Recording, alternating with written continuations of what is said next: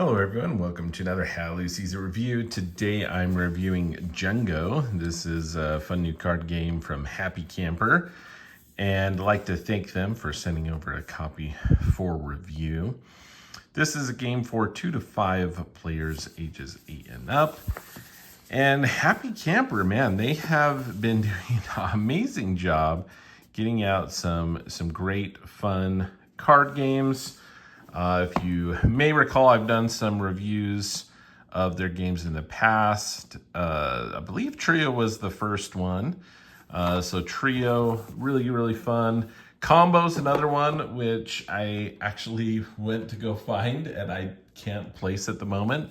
But Combo and Trio, probably a couple of my favorites. They also have One Too Many Rabbits as well. And coming soon as well to review, I am going to be doing a review of The Four Doors, a cooperative game. So played that one already as well with my son. Really fun. So look forward to those reviews as well. But Jungo, let's talk about Jungo. This is a fun little card game. And as you can tell, again, I think the packaging, let's talk about the quality of the components, the box, the rules, before we dive into the actual game itself. So that being said, again, I think Happy Camper is doing a fantastic job with the graphic design, the design of the cards and everything, the box here, very inviting, very nice looking game. Go ahead and open it up. Everything fits in the box nicely. It does have a little insert here. You can tell my insert's slightly damaged, but still functional. And really you don't need the insert at all. You can pull it out, stick the cards in like a Ziploc baggie or something. But it's still functional and works well for me. The Happy Camper, usually I've discovered little stickers in each of the games as well, which is fun. And let's talk about the rule book first, then we'll get into the card quality. Rule book. Again, this game is fairly straightforward and simple. It's got a little bit of variation between player counts. 2 to 3 players, 10 cards are dealt. 4 to 5 players, 8 cards are dealt. And you can see this here. One of the key things of this game, we'll get more into this, is you can't change the order of your cards in your hand. And so people, maybe if you're familiar with like Bonanza, things like that, that is one of the key kind of elements of this game as well. But there's pictures. It's got ambiance with the leaves and stuff, but they have pictures and great explanations of what to do. Now, again, the game is fairly simple. The other side really is has, Q&A, a turn summary. My only comment on the rule book is the turn summary is like on the inside. It's not like on the outside. I mean, you can bend it the other way, but I don't want to weaken that anyway. It's just, I thought it was interesting. I think that any questions, I think they should have just swapped those two panels and had that turn summary on the outside that you could have just lay out for the players. So anyway, that's the only thing that felt a little awkward as far as the rule set goes. How about the card quality? Well, again, I've already mentioned the graphic design is great, right? Great looking backs. You can see it's a nice linen finish. Cards, they just really pop with the black and then the colored. Again, they kind of did that with Trio as well. And I just really nice looking cards. The only thing with black border cards, again, it's not black here, but with black borders, they do tend to show every nick and little thing. So that is the only downside with some of that. But they look fantastic, really. Fantastic looking cards. They have different artwork for each of the numbers. You can see those are the same. All the numbers are going to be the same color as well. They're not like different suits or anything like that. We just have different number cards, and each of those numbers are the same color throughout the deck. You have cards 1 through 8, and then you have 2 cards each of these little dual cards. So we'll have 2 of these cards that have a 1 or a 2 on them. You'll have 2 that have 3 and 4. There they are.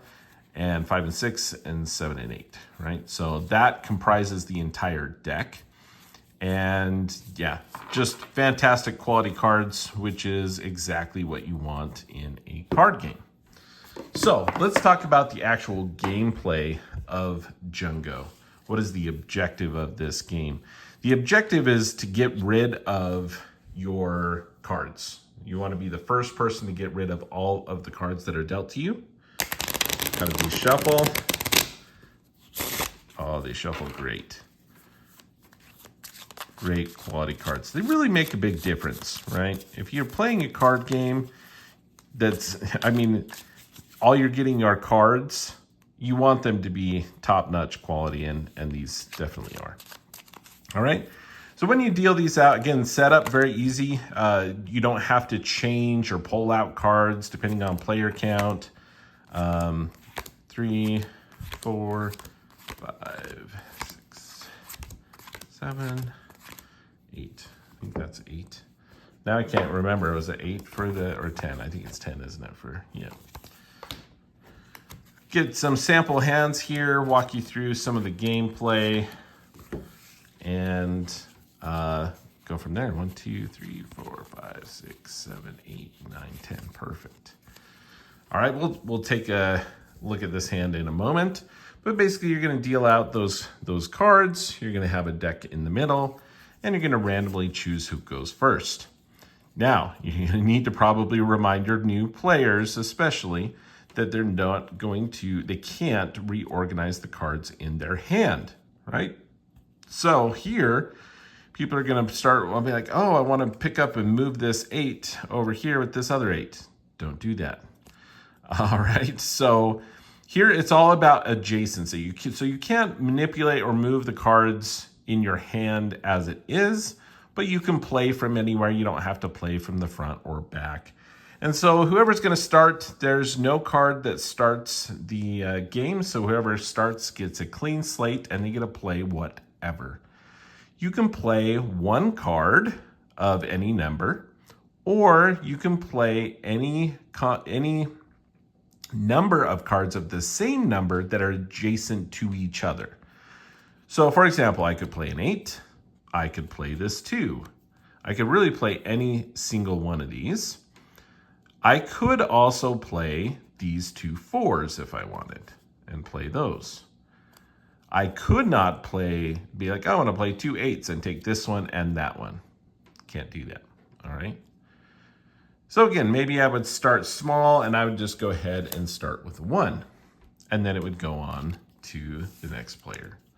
They would look at their cards. Oh, they also have a few 8s here. Very nice. Ooh, this is a much better starting hand here. So in order to play a card from their hand, you basically can play a card, or you're going to draw a card and do some things. So if I wanted to play a card, I would need to play a numbered card higher than that. So I could play this 2, for example. Or I could choose to play multiple cards and go higher, right? I could play these 2 8s, for example. But let's say for right now, we're just going to play this single 2. So now when you beat the previously played card, you have a choice. I can either simply discard this card into the discard pile, so not taking it into my hand, not getting more cards, right? Because the object is to get rid of all your cards. But I could choose to take this and take all the cards that made up the hand, and I could choose to place it anywhere in here. So I could actually take this and then make this 1. So now I have a stronger hand. I would be able to play this in more situations. So I think I would go ahead and take that for now. That leaves a 2 for the next player. So the next player comes here and they look. Again, they could play like this 3 or 4. You basically you say what it is as you play it. So when I play this, I could say it's a 4. I could say it's a 3. And you go back and forth. But let's go ahead and say, let's go ahead and just play this for now. And we'll say it's a 4. Now it's in. Maybe this 2, we would want to kind of buff up this 2 right there. Back and forth. You're like, oh, man, Lou, you're not getting rid of cards. Not yet. So here we have a 3 or a 4. Now I could, let's go ahead and just bust out the 2 1s here.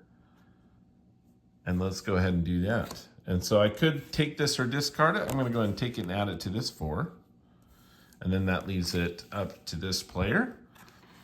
Now they have to either play like 2 2s or 2 3s, 2 4s, or they could play 3 of something. They don't have 3 of something, but they could do 2 4s here. And that's not a terrible idea. So let's go ahead and do that. And then we take these 1s. Now we have multiple cards. So I could actually split these up if I wanted. In this situation, I don't think that's going to help me at all. But you could put 1 here, and then you could put 1 somewhere else. But we're going to go ahead and just add these here so that we have 3 1s that we can play on a future turn. Coming over here, we have 2 4s, which aren't bad. We'd love to get a few more 4s. We have 4s in our hand. And that's another interesting element of Jungo, right? The decision-making here could be that, well, do I want to beat this? Do I want to pass? Or draw a card and try to get like maybe a 7 or something else. But that, I think, is a great move. We're going to just play all 3 of these and get us some more 4s, which is nice. Again, I could split these up, but we're going to keep them all together. We'll keep them all together right there. All right. So now it goes to this player. They do not have 3 of anything. Oh, they do. They have 3 1s, but that is not higher than 3 2s. So we're at a point where we're going to draw a card. Now, when you draw a card, you have some choices. So I'm going to look at this card, and I have a few options. I can add it anywhere to my hand. Again, I could place it anywhere. Or I could simply discard it. I don't have any other 5s, so not very, very helpful to me at the moment. So I would probably just discard this card. However, let's say it wasn't a 5. Let's say it was, let me cheat here for a moment. Let's say it was an 8. Right? If only we were so lucky. All right, well, guess what? Today's our lucky day. We draw an 8. Okay, so again, I could add, well, okay, hold on, I'm going to cheat one more time. You didn't see this, can't do that. Okay, but for the example, right, if I draw this card, the normal thing is I can draw it, put it in here, I can discard it. Well, you can also declare Law of the Jungo, where basically, if you're able, you could just play this card directly. Now, because it's only 1 card, that's not enough. However, with the Law of the Jungo, you can have this card you newly drew and any adjacent cards. So again, if my hand was like this, it would not work because I could only add 1 additional, and that's 2, not 3. However, if I already had my 2 8s together, and I drew another one, I don't have to, I could save it for later, or I could actually just immediately declare Law of the Jungo, lay that down, add these 2 additional, and now I've played 3 8s. I can then take these 2s into my hand, and now we're talking. So now we have some flexibility here. Even with the wilds, we can go 4 1s, we can go 4 2s. So let's do that. Or I could even split it up and like put one of these over here, right? So you can kind of split those up into my hand, right? So now I'm getting real good as far as numbers here, hopefully setting up for a win. 3/8. I highly doubt my opponent can beat that. And, well, they can. They actually have 4 4s. And getting 3/8 to add with their other 8s, they are in a much better position, really, aren't they? So they're going to play those 4s. They're going to draw these 8s. And now, again, they have their 8s split up right here. However, they have 3 more they can add. They can add one here, one here, one here, right? Or they could do something like that. Okay, then it's the next player's turn. They don't have 4 of anything. Actually, they do. We split these up. Weakened it a little bit, so we have 3. So maybe that wasn't the wisest thing. Maybe that, again, some strategy there. So again, now I'm going to go ahead and draw a card. 7's not bad, so I'm not going to discard. I'm going to add it here. I don't have enough to do that. So now, if you ever get to a point where it gets back, this person is the person who played these 4s, then it goes all the way around. So if we were playing with more players and they played this and no one beat it the entire round, you're going to discard these, and the player then gets to go ahead and start with a new set. All right. And you keep going until someone runs out of cards and they win that round. Now, again, the game is very quick, and basically in the rules it even suggests, hey, play a few rounds, right? I think they suggest, hey, go ahead and play. Whoever wins, the first 2 rounds wins the game. So, and that's really it. And honestly, you can change that if you want a longer game, right? You could play first to 3 rounds or whatever. But yeah, that is Jungo. Just a very simple card game, well produced here, fantastic card quality that is easy to learn, teach, understand. I think it's a great family game as well. It's just a quick, light game, a nice filler. Or, again, great travel game. Doesn't really take up a lot of room. You're not spreading cards out. Really, you just have one stack of cards that you're flipping in and out. So, yeah, travels well, plays well, lots and lots of fun, and beautiful production. So that is Jungo from Happy Camper Games. If you have any questions, please feel free to put those in the comments, and I will get to those as soon as I possibly can. Really appreciate you watching the video. Hopefully you found it helpful. If you did, please consider giving the video a like and subscribing to the channel. But thank you very much. Please look forward to one of my next reviews, which will be the 4 Doors.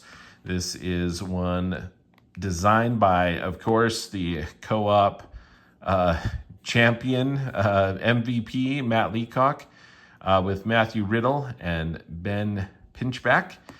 And it is a fantastic little production. If you like Forbidden Island, it's a very, very similar feeling to Forbidden Island. This one can play 1 to 5, and it is simply comprised of these cards. You have some tokens and things, but it plays really, really well. We'll be doing a full video review of that here in the coming weeks, so stay tuned for that.